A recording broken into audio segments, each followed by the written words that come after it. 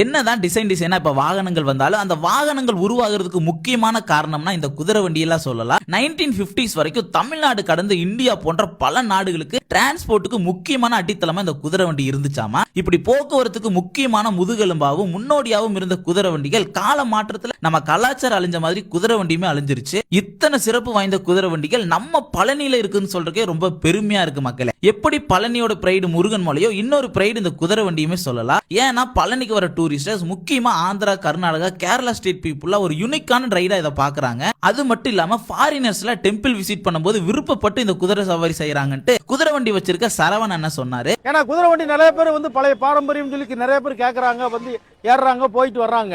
அவர்கிட்ட பேசிட்டு இருக்கும்போது நம்ம பழனியில 100க்கு மேல இருந்த குதிரை வண்டிகள் வெறும் இப்ப 50 தான் இருக்கு தம்பின்னு சொல்லிட்டு அதுக்குண்டான காரணமுமே சொன்னாரு. அந்த ரோப் கார் பக்கம் வந்து வண்டி விடாம இருந்தாலும் ரொம்ப பாதிப்பாயிருச்சு.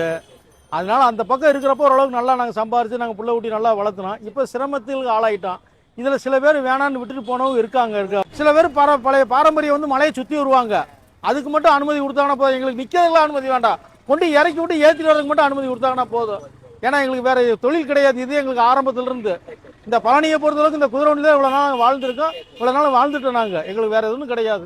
நான் மட்டுமல்ல, ஏகப்பட்ட பேர் இதை அடைச்சதுனால பாதிப்பாயிருச்சு.